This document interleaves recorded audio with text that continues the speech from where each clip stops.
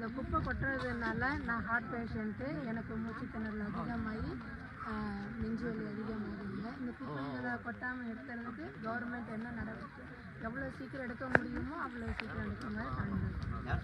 இப்போ 2 வருஷத்துக்கு முன்னே வந்து இந்த முதல்வேளை பாறைக்குள்ளையில் குப்பை கொட்டினாங்க. குப்பை கொட்டினப்போ பல தொழுநோய், பல பிரச்சனைகள், கால்நடைகள் பாதிச்சது, விவசாய குடிநீர் கிணறுகள்லாம் பாதிச்சிருச்சு.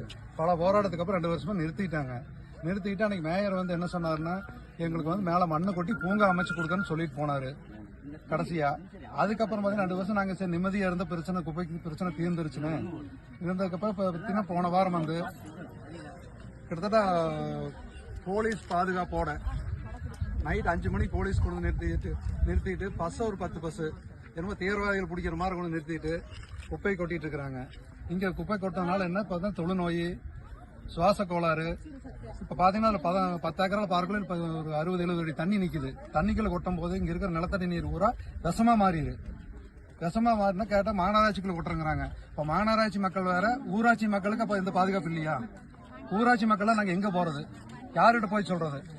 அரசியல்வாதி இதான் சொல்ற, ஊராட்சி வேற மாநகராட்சி வேறையா பேசுறாங்க.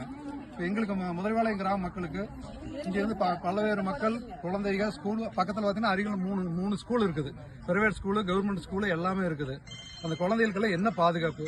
இதுக்கு கவர்மெண்ட் வந்து தக்க நடவடிக்கை எடுத்து மறுசுழற்சிக்கு முயற்சி எடுத்து இதை நிரந்தர தீர்வு காங்கணும்னு தான் நாங்கள் கேட்டுக்கிறோம்.